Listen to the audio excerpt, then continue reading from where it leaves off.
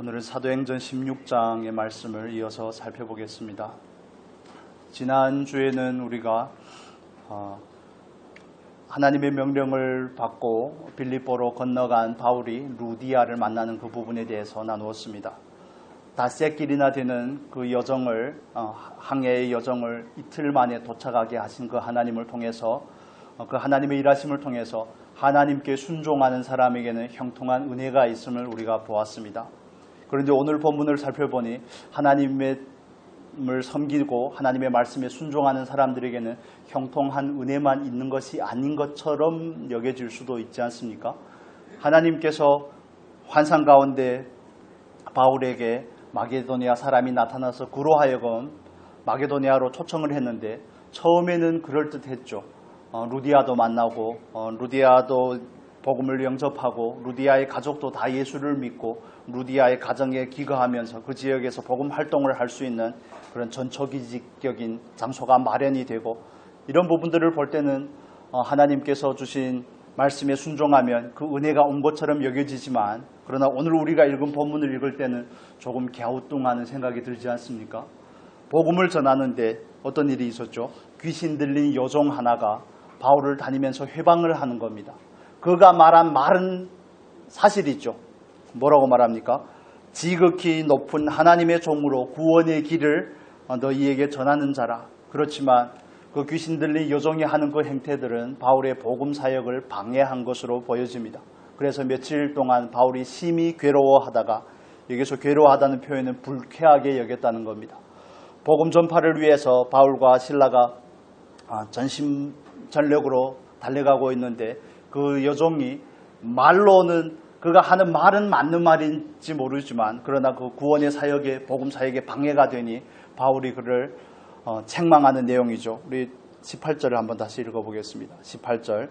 이같이 여러 날을 하는지라 바울이 심히 괴로워하여 돌이켜 그 귀신에게 이르되 예수 그리스도의 이름으로 내가 네게 명하노니 그에게서 나오라 하니 귀신이 즉시 나오니라.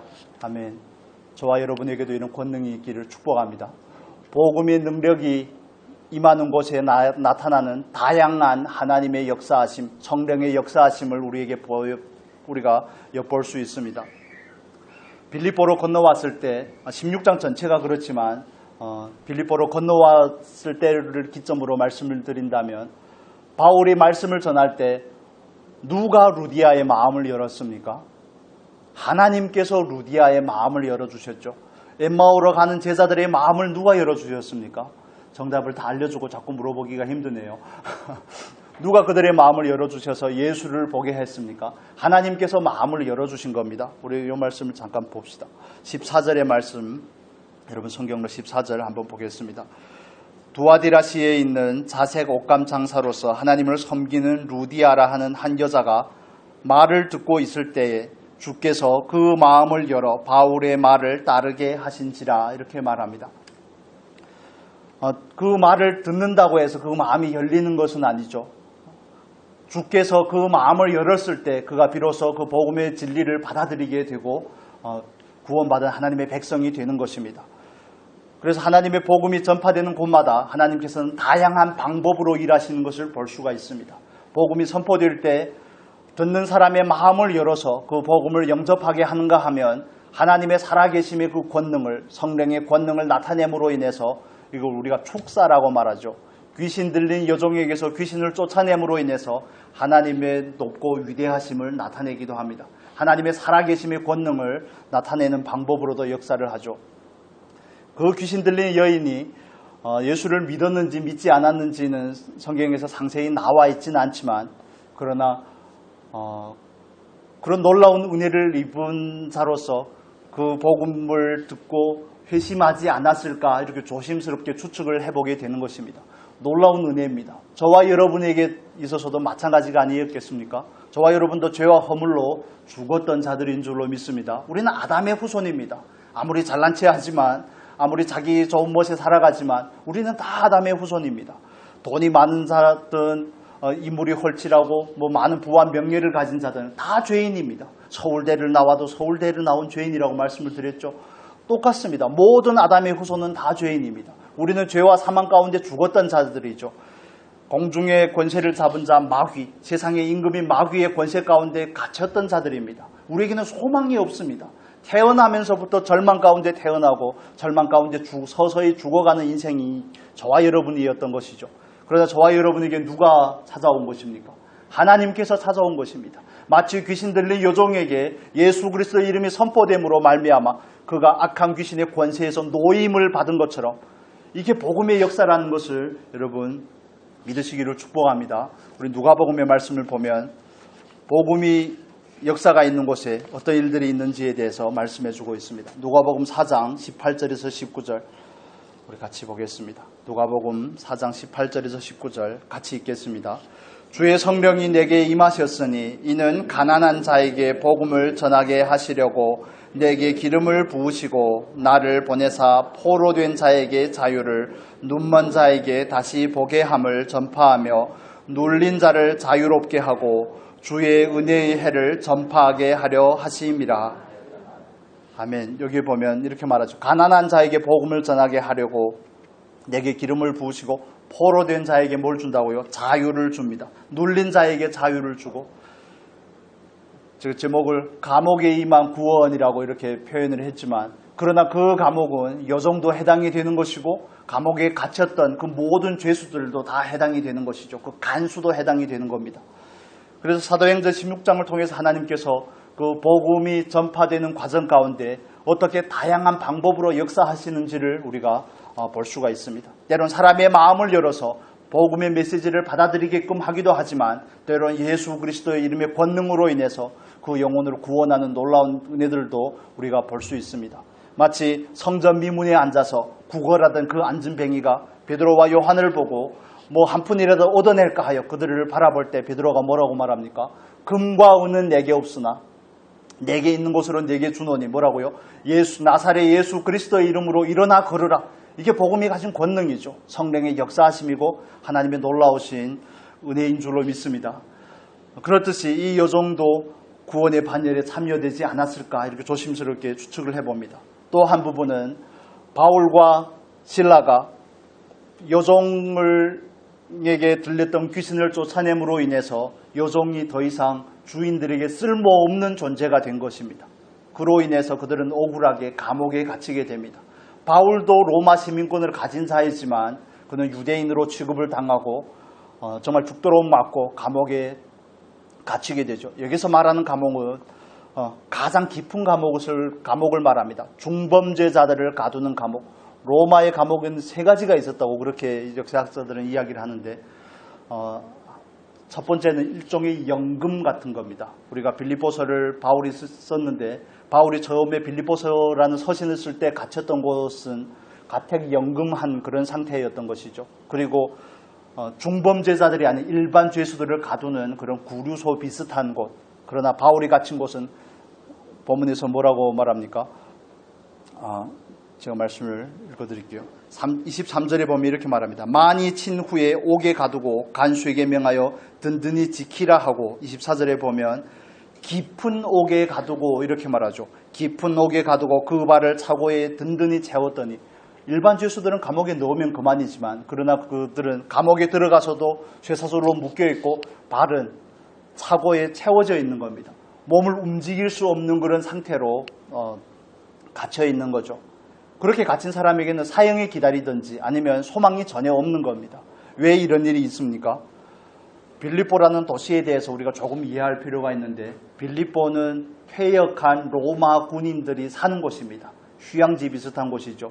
거기에는 퇴역한 로마 군인들이 있을 뿐만 아니라 또 현역 로마 군인들이 있고 유대인들은 별로 많이 살지 않는 동네입니다. 여러분 역사를 배워보셔서 아시겠지만 로마는 굉장히 자기들의 힘으로 로마의 통치, 우리가 팍스 로마나 이렇게 표현을 하는데 로마의 평화는 힘이 가져다 준 평화입니다. 그래서 로마가 다스리는 그 식민지들이 로마의 정치나 문화에 굴복을 하면 그들에게는 평안한 삶을 주지만 그러나 그 문화에 대적하는 요소들이 있으면 가차없이 짓밟는 게 로마입니다. 그래서 바울과 실라가 가졌던 죄명도 그거죠. 21절에 이렇게 말합니다. 21절 우리 같이 볼까요? 저만 말할 수가 없기 때문에 같이 21절을 읽겠습니다. 로마 사람인 우리가 받지도 못하고 행하지도 못할 풍속을 전한다 하거늘. 로마 사람들에게 있어서 가장 중요한 것은 자기들의 가치와 이념에 저항하는 것입니다. 그건 오늘식으로 말하면 반혁명죄에 해당하는 것이죠. 그래서 그들은 여종을 구원했다는 것 때문에 그게 빌미가 되었지만 로마의 풍속을 거스른다는 것 때문에 착오에 갇혀서 깊은 감옥에 빠져 있게 됩니다. 그런데 그들은 뭘 또 경험하게 됩니까? 하나님께서 큰 지진이 나게 함으로 인해서 모든 옥문이 열리고 착오에 묶였던 그 발이 풀리고 하는 것을 통해서 간수와 간수의 가족들이 구원받는 놀라운 은혜를 예비한 것을 볼 수가 있습니다. 여러분에게 지금 말씀을 드리는 것은 복음이 선포될 때마다 혹은 하나님께서 그 복음의 전파를 위해서 역사하는 다양한 방면을 설명을 드리는 겁니다. 16장 초반에 가면 하나님께서 그 복음의 전파를 위하여서 꿈에 환상 중에 나타나도 말씀하시지 않습니까? 사람을 예비하기도 하고 이런 부분들에 대해서 폭넓게 이해하면 좋겠습니다. 처음부터 살펴보겠습니다. 하나님께서 하시는 일의 그 궁극적인 목적은 늘 변함이 없습니다. 사도행전을 이해하기 위한 가장 중요한 기초는 사도행전 1장 8절이라고 누누이 말씀을 드렸죠. 하나님은 성령의 권능을 입은 하나님의 사람들이 그 복음을 들고 땅끝까지 가는 게 하나님의 목적입니다. 땅끝까지 가서 그들에게 성부와 성자와 성령의 이름으로 세례를 주고 그들로 제자 삼는 게 하나님의 목적입니다. 그래서 성령의 권능을 입은 바울과 실라도 그 목적을 향해서 가는 것이고 그 궁극적인 목적은 예수를 믿게 하고 예수를 믿어 제자가 되게 하는 겁니다. 우리가 그걸 다른 표현으로 하면 뭐라고 말합니까? 하나님은 구원의 목적이 있는 것입니다.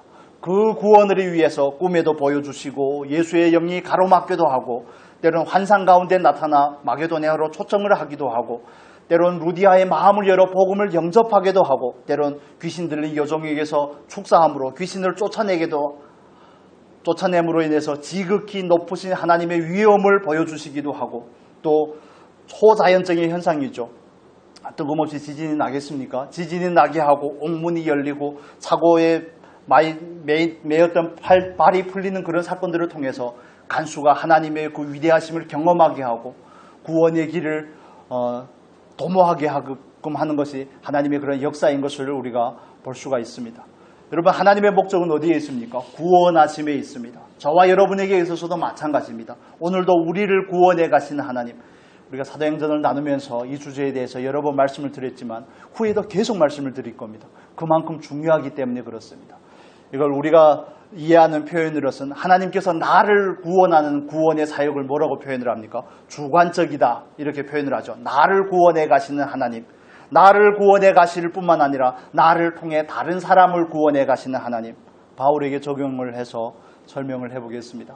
바울은 제사장들에게 권세를 받아서 예루살렘에서 예수를 믿는 사람들을 핍박할 뿐만 아니라 저 멀리 다메섹까지 수백 킬로 떨어져 있는 다메섹까지 가서 예수 믿는 사람들을 잡아 속된 표현으로 족치려고 했죠. 그런데 그 도상에서 그 길에서 누구를 만납니까? 예수께서 바울에게 나타나고 바울이 거기에서 예수를 영접하게 되고 예수를 믿고 그 소명을 따라서 전도사로 부름을 받습니다. 예수께서 바울에게 찾아간 것은 바울 한 사람을 위한 구원이었지만 그에게 주신 소명, 정말 이방인의 사도로 그를 세운 것은 그를 통하여 다른 사람을 구원하고자 함인 것입니다. 그래서 하나님의 구원은 양방면으로 역사를 하는 겁니다. 한 가지는 우리를 위한 구원, 우리를 구원해 하나님의 자녀로 삼을 뿐만 아니라 날마다 우리 안에서 구원을 이루어가는 삶, 우리를 성화시키는 거죠. 우리로 하여금 자녀다운 자녀가 되게 하시는 것을 하나님은 여전히 우리들의 삶 가운데 일하고 계십니다. 바울이 생애 동안에도 마찬가지인 것입니다. 그리고 그 바울을 통해서 하나님은 그 준비한 사람들을 구원해 가기를 원하는 겁니다. 루디아와 루디아의 가족, 귀신 들렸던 그 여종, 또 감옥에 있는 그 죄수들과 또 그 간수와 간수의 일가족들이 그 바울을 통하여 구원의 반열에 이르게 하는 겁니다. 여러분, 누구에게 복음의 전파를 듣고 예수를 믿게 되었습니까? 그 통로에 대해서 감사하는 마음을 가지는 것은 굉장히 중요한 부분의 문제입니다. 그 사람에게 감사하는 것을 넘어서 하나님은 그 사람을 통로 삼아 나를 구원하셨구나. 그 사람이 누가 됐든지 제가 들은 이야기지만 어떤 경우에는 종종 하도 일이 안 돼서 점치러 갔더니 점쟁이가 교회를 가야 산다고 이런 얘기들을 들어보지 않았습니까? 저는 주변의 목회자들을 통해서도 종종 들었습니다. 하도 일이 안 풀리고 하는 일마다 안 되고 가정이 망하고 뭐 사업이 패망하고 이런 일들을 경험하고 나서 점이나 한번 쳐봐야 되겠다. 어떻게 하면 어디에다가 가게를 차리고 다시 시작하면 재기할 수 있을까 해서 점치러 갔더니 귀신이 뭐라 그랬다고요? 교회에 가야 산다고. 그래서 예수를 믿는 경우들도 있습니다. 그게 하나님의 역사하는 방법의 일종이죠. 그렇듯 하나님은 그 구원을 그렇게 목적하시는 겁니다. 저와 여러분의 구원뿐만 아니라 우리를 통해 그 누군가를 구원하기를 원하시는 겁니다. 여러분, 바울의 입장에서는 좀 억울하지 않겠습니까? 바울이 뭘 잘못한 게 있습니까? 주인에게 종이 되어서 주인에게 수단이 되어서 그들에게 밥벌이를 해주는, 그들에게 이익을 가져다주는 여종을 구원한 게 그렇게 잘못된 일입니까? 그 일 때문에 그렇게 매를 죽도록 맞고 감옥에까지 갈 일입니까? 그런데 놀라운 것은 바울과 실라가 감옥에 갔기 때문에 간수와 간수의 일가족이 구원을 받게 된다는 겁니다. 그러므로 인해서 루디아와 간수의 일가정을 통해서 빌립보 교회가 세워지는 겁니다. 빌립보 교회가 세워짐으로 인해서 바울의 선교 사역에 빌립보 교회가 든든한 후원자가 되는 겁니다. 바울은 거기까지는 몰랐겠죠. 환상이 보여지니까 마게도니아로 가고 빌립보에 가서 그냥 기도처에 나가서 기도나 해야 되겠다. 그러다 만난 게 루디아고 또 루디아의 가족들이 복음을 영접하게 되고 하도 귀신 들린 여자가 따라다니면 귀찮게 하니까 괴로워서 예수의 이름으로 축사를 한 게 고작일지 모르지만 그 일로 인해서 오명을 쓰고 감옥에 가고 감옥에 갔는데 바울과 실라가 뭘 합니까? 찬송하고 기도하죠.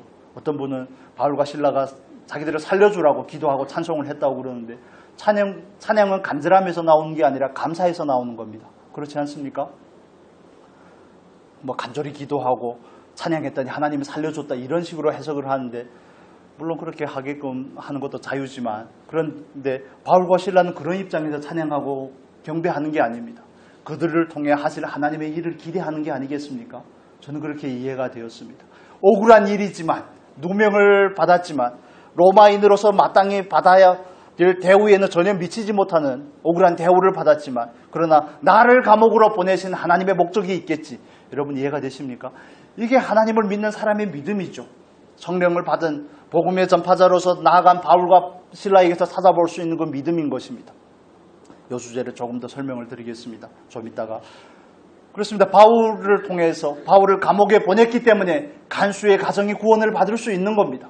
간수가 회심할 수 있는 것입니다. 주 예수를 믿으라. 너와 너의 집에 구원을 얻으리라. 얼마나 유명한 말씀입니까? 이 말씀은 거의 뭐 요한복음 3장 16절과 비견될 정도로 다 외우고 있는 말씀이 아닙니까? 예수를 믿으면 너도 구원을 받고 너희 가정이 예수를 믿으면 너희 가정도 구원을 받는다는 그 바울의 복음의 놀라운 선포이며 초청이죠. 바울과 실라가 감옥으로 가지 않았다면요. 남의 일이야 얼마나 쉽겠습니까? 결과를 알기 때문에 너무너무 쉽습니다.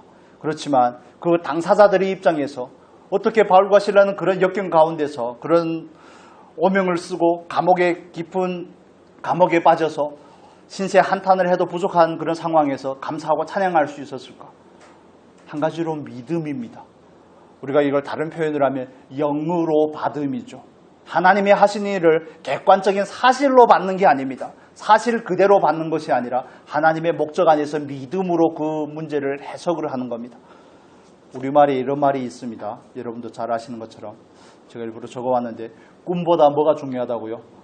꿈보다 해몽이 중요하다고 그러죠. 뜻은 이런 뜻입니다. 실제로 일어난 일 자체의 내용이나 사실보다 그것을 어떻게 해석하고 의미를 부여하느냐가 더 중요한 겁니다. 그렇지 않습니까?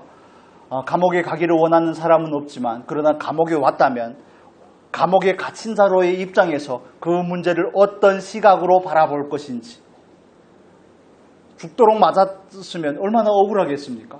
내 육체의 반응을 따라서 반응할 것인지 상황에 반응할 것인지 아니면 내 안에 있는 믿음을 따라 하나님을 향해 반응할 것인지는 바울과 실라가 선택할 수 있는 부분입니다. 저와 여러분에게 있어서도 마찬가지입니다.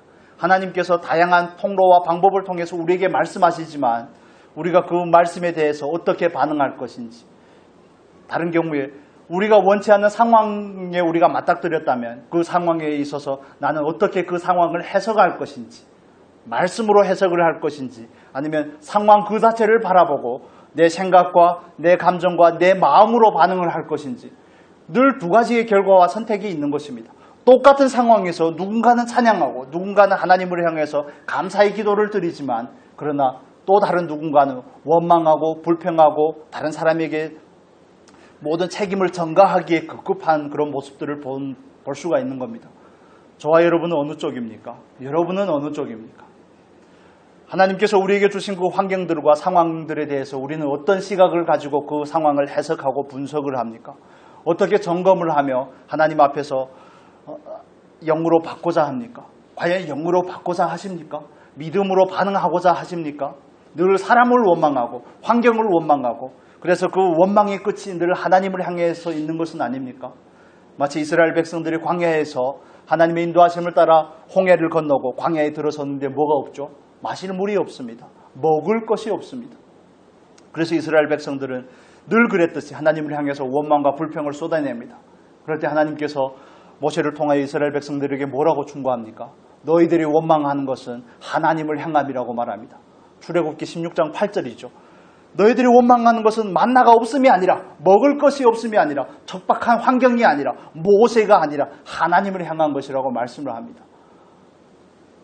바울과 실로도 마찬가지죠. 하나님의 인도하심을 따라서 왔으면 형통한 삶이 주어지는 게 너무 당연할 수 있는 것입니다. 그렇지만 그들은 언뜻 보기에는, 외적인 환경으로 보기에는 불통한 것처럼 보이지만, 그러나 거기에 하나님의 형통한 역사가 있다는 사실을 믿음으로 받는 사람만이 감사하고 찬양할 수 있는 겁니다.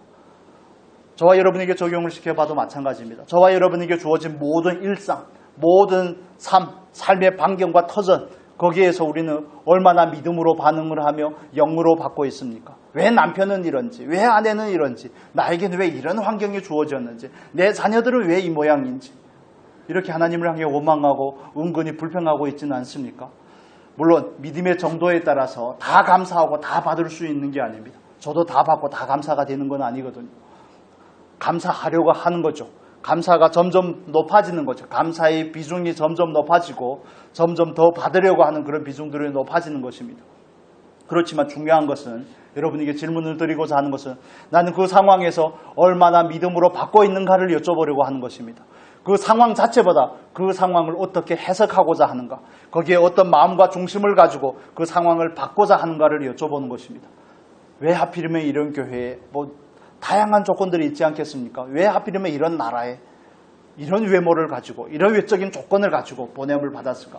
적용을 하면 다양한 부분들이 있습니다. 그런 부분들에 있어서 나는 과연 영으로 받는가? 영으로 받는다는 것은 하나님의 주권에 대해서 굴복하는 태도를 말하는 겁니다.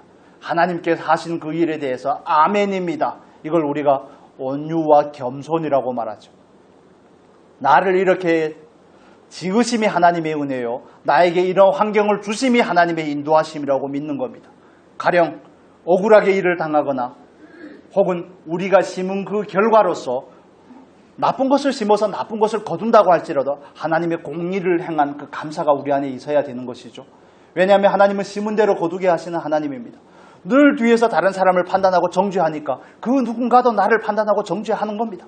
늘 뒤에서 다른 사람에 대해서 수군거리니까 그 수군거림을 당한 사람은 아닐지라도 그 다른 누군가가 나에 대해서 뒤에서 비난하고 수군거리는 결과들을 가져오게 되는 것입니다. 물론 우리가 주관할 수 있는 부분의 문제는 아니죠.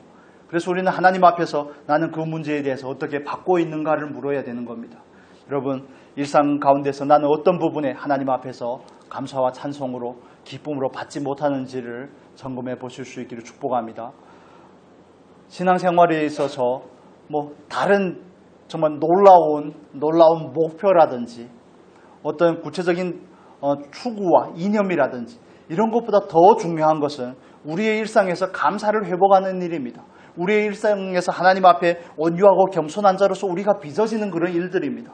하나님은 우리를 불러 땅끝까지 가서 복음을 전하라는 소명을 주셨지만 바울처럼 실라처럼 그렇게 정말 복음을 위해서 전심전력하라고 말하지 않습니다.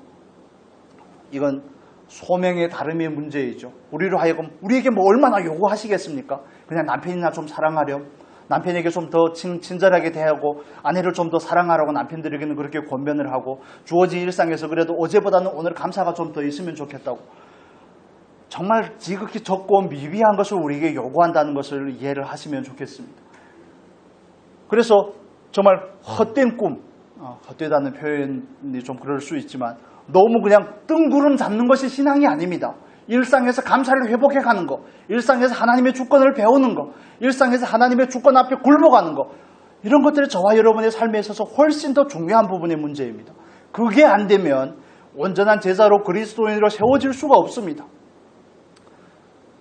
사람을 온전히 받지 못하고 환경에 대해서 온전히 받지 못하고 말씀에 대해서 온전히 받지 못하고 이런 부분들에 대해서 더 열심을 내서 우리는 달려가야 될 줄로 믿습니다. 바울과 실라가 우리에게 주는 교훈들이 그런 겁니다. 군보다는 해석이 더 중요한 겁니다. 하나님께서 그 환경으로 몰아가심은 하나님의 목적하심이 있겠거니 하고 우리는 믿는 겁니다. 믿음이 없으면 구하든지 그러지 않으면 여기는 것이죠. 하나님 저에게 믿음이 없습니다. 저에게 믿음을 주십시오. 이렇게 그 누군가처럼 하나님 앞에 나가 구하든지 아니면 그걸 우리가 여겨보는 겁니다. 하나님은 변치 않으시는 하나님, 하나님은 절대적이시고 모든 일에 실수가 없으시는 그 하나님의 일하심이 늘 옳음을, 늘 선함을 믿는 겁니다. 그 선함에 우리는 반응을 하는 거죠. 믿음으로 반응을 하는 겁니다. 저도 이런 억울한 일들을 당하면 원망할 일이 얼마나 많겠습니까? 저만 그럴 수 없으니까 여러분도 그렇죠. 이런 일들이 있으면 정말 억울한 일들이 많습니다. 사역을 할 땐 더군다나 그렇죠. 일들이 너무 많기 때문에 한 가지 예만 들면 신학교 사역을 중국에서 할 때 한국의 목사님 오셔서 같이 한 주간 동안 가서 강의하고 저는 통역하고 제 차로 5시간 갔다가 또 5시간 와야 되고 하는 이런 일정인데 가서 다 하고 잘 끝내고 금요일 날 비행기를 타고 한국에 넘어와야 주일날 예배를 또 드리지 않겠습니까? 그 목사님 그런데 주일날에 오려고 고속도로에 올랐는데 안개가 너무 많이 낀 겁니다. 한국은 대한민국에서는 고속도로에 안개가 웬간하게 껴서는 다 그냥 개방을 하죠. 근데 중국은 어느 정도가 되면 고속도로를 봉쇄합니다. 사유주의답죠. 그러는 바람에 그 아침에 일어나서 5시에 운전을 5시간을 해서 가서 12시 비행기를 타야 되는데 그냥 주구장창 한 2-3시간을 기다리게 된 겁니다. 제가 어떻게 카 레이서도 아니고 얼마나 빨리 달려야지 거기까지 갈 수가 있겠습니까? 서울 가는 그만큼의 거리가 되는데 그러다 보니까 비행기를 놓치게 되고 또 하루가 시간이 연착이 되고 목사님 겨우 주일날 새벽인가 토요일날 저녁 늦게 교회에 도착하고 설교를 어떻게 하는지는 제 책임이 아니기 때문에 잘 알 수는 없지만 그런 일들을 당하면 당황스럽죠. 거기서 사역을 하고 일할 때는 하나님께서 그렇게 은혜를 주시다가 안개 하나를 정리를 못 하시냐고요. 그렇지 않습니까? 당사자가 아니니까. 안개 하나를 정리를 못 하시냐고요. 그런 마음이 들 수가 있습니다. 그렇지만 그럴 때 우리가 가져야 될 부분의 문제는 그런 겁니다. 그런 상황에 우리들의 믿음이 어떤지를 드러낸다는 것입니다. 하나님께서 아브라함에게 내 사랑하는 독자 이삭을 나에게 바치라고 할 때 아브라함의 믿음이 검증이 된다는 겁니다. 그걸 이해하셔야 되는 겁니다. 억울한 환경을 당할 때 그 어떤 상황에 맞닥뜨렸을 때 내 안에 그 반응을 살피면 내 믿음의 현주소가 어딘지가 확연하게 드러나는 겁니다. 그래서 믿음이 있는 척 해봐야 소용이 없는 것이고 사람에게 잘 보여봤자 말짱 꽝인 겁니다. 하나님이 어떻게 말씀하시는지 하나님의 기준에 부합한지 부합하지 않는지가 저와 여러분이 늘 관심이 되어야 되는 것이 아니겠습니까? 그래서 저와 여러분도 하나님께서 우리에게 주신 은혜를 따라서 믿음으로 반응할 수 있기를 축복합니다. 영으로 받는 은혜가 있기를 축복합니다. 이걸 연습을 하셨으면 좋겠습니다. 주어진 일상에서 연습을 하시기를 바랍니다. 하나님의 일하시면은 뭐가 없다고요? 실수가 없다고요. 오늘 그 찬양을 했어야 되는데 변찮은 주님의 사랑과 하나님은 절대 정말 실수가 없으시는 그 하나님입니다. 그럴 때마다 우리는 그 하나님을 향해서 우리의 믿음을 내어드리시기를 바랍니다. 그래서 그분을 믿으시고 그분을 신뢰하시기를 바랍니다. 바울과 실라의 찬송이 지진을 가져온 것은 아니지만 그러나 하나님께서 지진을 통해서 역사함으로 인해서 그 깊은 감옥에 빠져서 소망 없이 살아가던 흑암 가운데 자유가 없이 포로된 채 살아가던 그들에게 영적인 의미에서는 그렇죠. 그들을 구원하고자 하나님은 놀라운 일을 예비하신 것을 볼 수가 있습니다. 그러므로 인해서 간수와 간수의 가정이 구원을 받고 그 옥중에 있는 죄수들도 소망을 가지고 예수를 믿지 않았을까 조심스럽게 추측을 해보게 되는 것이죠. 그러므로 빌립보 교회가 세워지고 빌립보 교회가 바울의 든든한 후원자가 되어서 바울이 복음 사역을 할 수 있도록 뒤에서 늘 도움이 된 것을 볼 수가 있습니다. 여러분, 하나님의 일을 받으시기 힘드시거든 하나님을 신뢰하시기를 축복합니다. 하나님의 일이 늘 내 방식대로 이루어지지 않습니다. 능력이 없어서가 아니라 하나님이 하실 수 없어서가 아니라 하나님의 방법이 아닐 수가 있고 하나님의 뜻이 아니기 때문에 그럴 수가 있음을 이해하시면 좋겠습니다. 창세기에서 하나님께서 요셉을 통해서 우리에게 그런 예들을 보여주지 않습니까? 아버지에게 정말 장자는 아니지만 장조로서 정말 채색 옷을 입고 막강한 권력을 누렸던, 가정에서 권력을 누렸던 그 요셉이 아닙니까? 아버지의 총애를 받던 요셉이 정말 고륙 지치는 형제들에게 팔림을 받았다는 것, 그 안에 있는 상처는 이루 말할 데가 없을 겁니다. 그래서 저와 여러분에게 상처를 제일 많이 준 사람은 어떻게 보면 가족일 수가 있죠. 저는 아닙니다만 상처를 받고 애굽으로 팔려가지 않습니까? 팔려가는 그 어린 나이의 요셉이 얼마나 원망하고 얼마나 불평을 했을까요? 성경이 기록이 되지 않았지만 그 행간을 통하여 우리가 읽을 수 있지 않겠습니까? 물론 요셉이 원망하지 않았다고 그렇게 해석을 하는데 제가 생각할 때 요셉을 너무 미워한 것 같습니다. 형제들의 잘못을 아버지에게 고자질을 할 정도의 요셉의 실력인데 그런 억울한 상황을 당하고 형제들에게 팔림을 당했는데 원망하지 않았을까요? 저는 원망했다고 100% 확신을 합니다. 그래서 애굽으로 팔려가지 않았더라면 어떻게 보디발의 집에 갔을 것이며 보디발의 집에서 하나님께서 은혜를 주지 않았더라면 어떻게 그 큰 경호대장의 집에 총무가 될 수가 있습니까? 총무가 되지 않았더라면 어떻게 또 준수한 외모 때문에 아내의 유혹을 받게 되고 그 유혹을 받은 게 얼마나 은혜입니까? 은혜가 아닙니까? 유혹을 받았으니 또 그 누명을 가지고 감옥에 가게 되고 감옥에 가서 또 간수들을 살갑게 잘 해줬더니 하나님의 은혜가 늘 있는 거죠. 은혜로 살갑게 잘 해줬더니 간수장이 그를 또 신뢰하게 되고 또 떡 맡은 자와 술 맡은 관원이 들어왔을 때 그들의 얼굴을 살필 수 있는 요셉이 된 거 아닙니까? 얼마나 많이 진보가 있습니까? 그 감옥에 가지 않았더라면 어떻게 꿈을 해몽해주고 후에 2년이라는 시간이 지난 다음에 바로의 부름을 받을 수 있겠습니까? 그래서 인생이라는 것은 그냥 한 사건에서 끝나는 게 아닙니다. 그래서 인생사 뭐라고요? 세옹지마인 겁니다. 그래서 연결이 되는 겁니다. 좋은 일이든 나쁜 일이든 그게 어떤 선한 결과로 돌아올지는 아무도 모릅니다. 하나님만이 아시죠. 그렇다면 우리가 볼 때는 요셉이 애굽으로 팔려가길 정말 잘했다. 요셉은 어떻겠습니까? 그러면 요셉의 입장에서는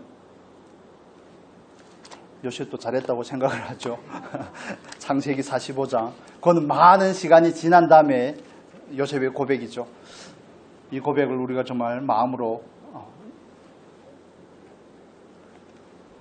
고백을 해보면 좋겠습니다. 45장 7절에서 8절입니다. 5절부터 읽으면 좋겠습니다. 5절에서 8절. 창세기 45장 5절에서 8절 같이 읽겠습니다. 당신들이 나를 이곳에 팔았다고 해서 근심하지 마소서. 한탄하지 마소서.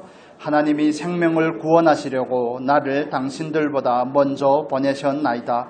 이 땅에 2년 동안 흉년이 들었으나 아직은 5년은 밭가리도 못하고 추수도 못할지라.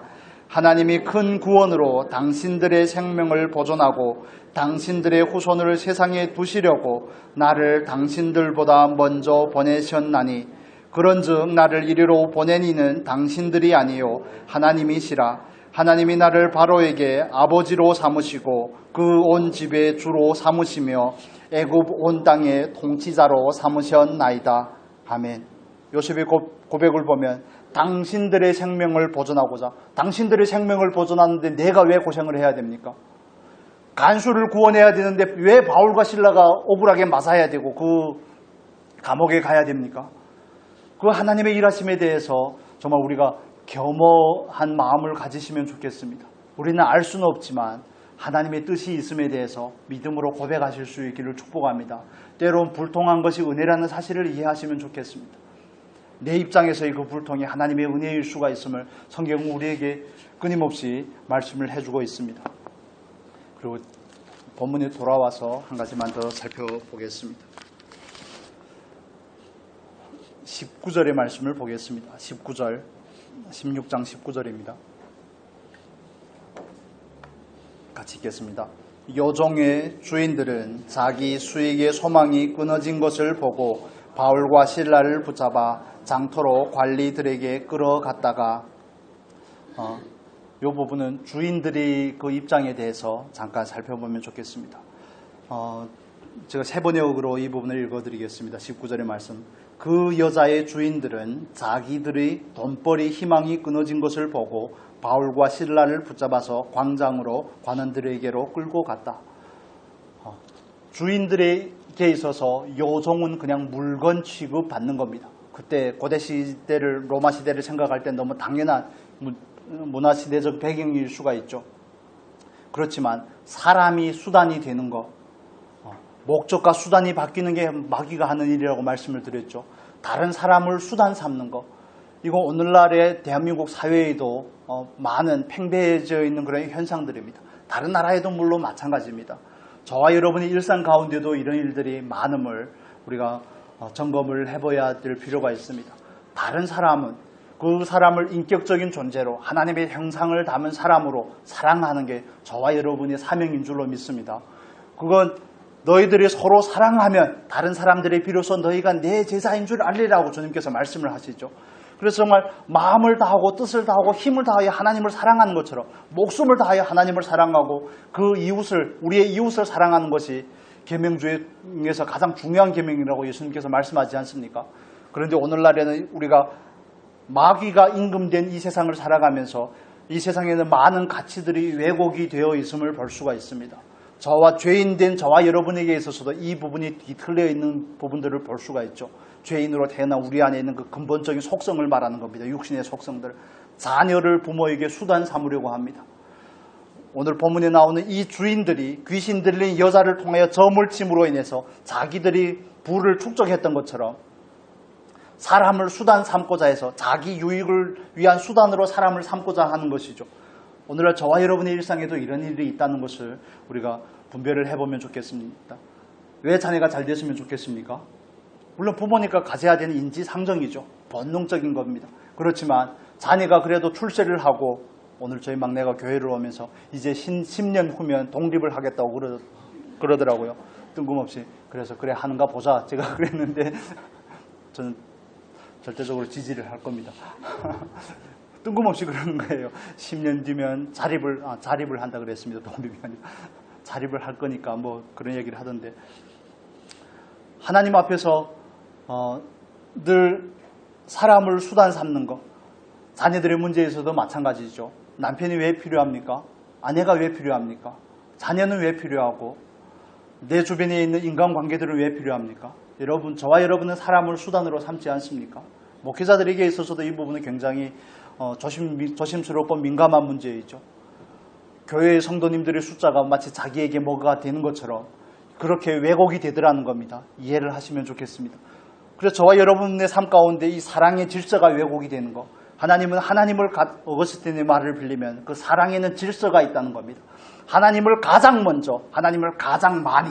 그런데 타락하고 죄인된 인생에게 나타나는 것은 하나님은 가장 나중에, 가장 적게, 그 순서가 뒤바뀌어져서 피조 세계를 가장 사랑하는 겁니다. 광물질, 제가 오늘은 잃어버려서 못 차고 왔는데 이런 시계붙이라든지 몸 밖에 있는 그런 반지라든지 장신구 같은 것들을 더 사랑하더라는 겁니다. 뭐 여성분들에게는 가방이 될 수 있겠죠. 먼지 뭐 이런 거 있죠. 루이비 뭐 이런 거 있지 않습니까? 그런 가방이 될 수도 있겠죠. 남편보다 가방이 중요할 수 있다는 겁니다. 왜 생일이고 결혼기념일인데 다른 집에는 이런 걸 가져다 주는데 나는 왜 안 가져다 주냐 이렇게. 물론 당연히 요구할 수는 있지만 그런데 남편보다 가방이 더 중요할 수 있다는 겁니다. 종이 한 장 차이라는 것을 이해하셔야 됩니다. 우리를 부르신 목적은 사람을 세우고 사람을 사랑하기 위함입니다. 그 사람을 수단 삼는 것이 아니라 그 사람의 성장을 목적 삼는 것, 그 사람을 사랑하는 것이 목적이 되는 게 저와 여러분에게 있는 겁니다. 반대로 자녀들이 안 되면 왜 속상합니까? 자녀들이 잘 풀리지 않으면 왜 속상합니까? 자녀로 인해서 덕을 보고자 하는 그 마음이 있기 때문에 속상한 건 혹시 아닐까요? 혹시라고 그랬습니다. 혹시 아닙니까? 생각을 잘 해보셨으면 좋겠습니다. 남편이 벌어다 주는 월급이 다른 집 남편에 비하지 못하면 왜 속상합니까? 아내가 다른 집 아내보다 더 싹싹하지 않으면 왜 속상하죠? 표정들이 다 굳어지시는데 집에 가서 꼭 적용을 해보시면 좋겠습니다. 남편이 수단이 되고 아내가 수단이 될 수 있다는 겁니다. 사랑의 대상이 아니라 그 왜곡된 관계 안에서 하나님을 사랑하는 그 질서 안에서의 사랑의 대상이 아니라 내 사랑과 내 만족을 위한 수단이 되어 있더라는 겁니다. 그게 우리들의 개인적인 삶에 그렇게 녹아날 뿐만 아니라 이 사회 가운데도 팽배하죠. 저는 언젠가부터 그 사건을 알고 나서부터는 저도 빵을 좋아하는 편이긴 한데 파리바게트의 빵을 안 먹습니다. SPC 사건을 여러분 아시지 않습니까? SPC라는 그 그룹에서 빵 유통업체에서는 굉장히 큰 그룹이죠. 전 세계로 진출해 있는 파리바게트가 거기에 대표적인 그런 계열사입니다. 거기에서 공장 노동자들의 생명보다는 그 낮은 단가에 12시간씩 고된 작업을 시킴으로 인해서 몇 년 동안 몇 명이라는 사람이 죽었습니다. 기계에 끼어서 죽었습니다. 똑같은 기계에 똑같은 시간대에 사람들이 끼어 죽어요. 이걸 우리가 산재라고 보통 표현을 하죠. 그게 산재입니까? 돈보다 사람보다 뭐가 더 중요한 겁니까? 돈이 더 중요한 겁니다. 저도 뭐 쿠팡을 사용하지만 쿠팡에서 배달 노동자들이 그리고 그 우리가 원하는 그 로켓 배송 그것 때문에 택배장에서 일하는 사람들이 해마다 죽어나가고 있습니다. 그런데 쿠팡은 자기들이 잘 나간다고 미국 증시에 상장도 하고 뭐 얼마나 많은 부를 축적했는지 뭐 기업이 몇 위가 되었는지 자산이 얼마가 되었는지 주식이 얼마나 많이 올랐는지 사람보다 돈이 더 중요한 겁니다. 간혹 기독교 기업에도 그런 일들이 있더라는 겁니다. 제가 그 회사들을 비난하려고 하는 것이 아니라 우리가 이 시대상의 배경에 깔려있는 이 이기적인 부분들에 대해서 바른 인식을 가지자는 겁니다. 그게 작게는 저와 여러분이 일상에서 일어나는 일이고 우리의 가정에서 있는 일들이고 더 퍼지면 사회적인 배경 안에 그게 있는 겁니다. 갑질 문화라든지 이런 부분들이죠. 사람으로 수단 삼는 게 얼마나 많습니까? 뭐 고리대금이라든지 아니면 최근 몇 년 사이에 있는 그런 전세 사기라든지 사람의 전세 사기를 당하고 자살하는 사람들도 막 있는데 소망이 없어서 잃고 자살하는 사람이 있는데 사기친 사람들에게 있어서는 돈이 사람보다 더 중요한 겁니다. 그래서 이 사회가 바로 잡아지려고 하면 기독교적인 마인드를 가지려면 광화문에 나가서 태극기 들고 이런 게 기독교적인 사회로 돌아가는 게 아니라 정말 말씀이 말하는 그 바른 가치를 가진 그런 마인드를 가진 그리스도인들이 나와야 되는 겁니다. 말씀이 가치에 세워진 그리스도인, 그 그리스도인들을 위시해서 세워지는 회사, 그 회사들이 모여서 궁극적으로 이 나라의 기본적인 이념이 그렇게 되어야 되는 거죠. 그게 민주주의 사회가 가지는 가장 기초적인 이념들입니다. 그런데 사람보다 언젠가는 돈이 더 중요하고 사람보다 성장이 더 중요하고 사람보다 이익이 더 중요하고 사람은 자기의 그냥 일개의 수단에 불과하고 뭐 노예 사회입니까? 그렇게 되는 것이죠.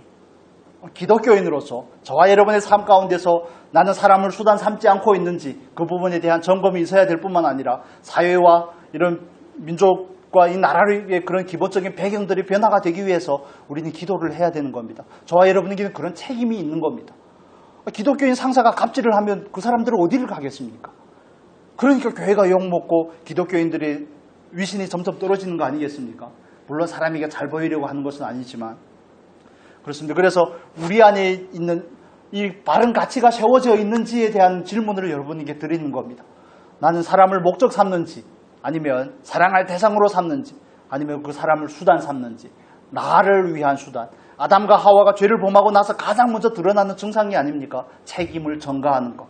뱀 탓입니다. 하와 탓입니다. 나는 잘못이 없는데요. 하나님의 탓입니다. 그게 아담이 아닙니까? 그게 저와 여러분 안에 있는 겁니다. 그 누군가에게 사람에게 잘 보이고자 하는 것도 사람을 수단 삼는 것과 마찬가지죠. 그 사람에게 잘 보임으로 인해서 그 사람이 나에게 뭔가 단물을 가져다 주니까요. 내가 원하는 결과를 가져다 주니까요.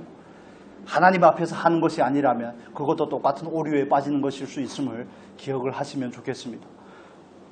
그래서 저와 여러분에게 있어서 가장 중요한 부분의 문제들은 이런 부분들을 점검을 하는 겁니다. 말씀을 정리해 보겠습니다. 하나님의 복음은 다양하게 전파가 됩니다. 하나님은 그 복음 전파의 궁극적인 목적을 가지고 계십니다. 여러분, 저와 여러분은 그 구원의 반열에서 날마다 세워져 가야 될 뿐만 아니라 하나님은 나를 통하여 누구를 부르시기를 원하는지에 대한 질문을 가지시면 좋겠습니다. 누구인지 모를 수 있지만 그 마인드를 가지고 사는 것과 마인드를 가지지 않고 사는 것은 전혀 다른 겁니다.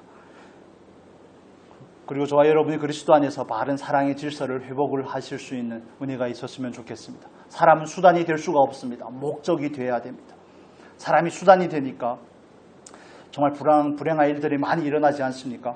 그리고 저와 여러분에게 있어서 우리에게 맞닥뜨리는 모든 문제와 상황들에 대해서 우리는 믿음으로 반응을 해야 되는 겁니다. 영으로 받는 저와 여러분이 될 수 있기를 축복합니다. 그래야지 그걸 연습을 해야 우리는 하나님 앞에서 조금 더 나은 그리스도인으로 날마다 변화되고 채워져 가게 될 줄로 믿습니다. 여러분 실수하지 않으시는 그 하나님을 믿으시고 아직도 감옥에 갇힌 어두운 자, 자유를 잃은 자들에게 자유를 주시고자 열심을 내시는 그 하나님의 열심에 동참하는 저와 여러분의 놀라운 삶이 될 수 있기를 예수님의 이름으로 축복합니다. 기도하겠습니다. 거룩하신 하나님 감사와 찬양을 드립니다. 우리가 하나님의 자녀로 정말 말씀의 바른 가치 안에서 살아갈 수 있도록 은혜를 더하여 주시옵소서. 아버지 매사에 우리가 영으로 받을 수 있도록 믿음을 허락하여 주시고 하나님 앞에서 정말 사람을 목적 삼고 수단 삼지 않도록 은혜를 더하여 주시옵소서. 사랑을 사랑함으로 하나님을 사랑하는 것이 우리를 부르신 하나님의 목적임을 우리가 기억하게 하시고 정말 내 안에서 우리의 삶의 주변에서 그런 일들은 없는지 분별할 수 있는 은혜를 허락하여 주시옵소서.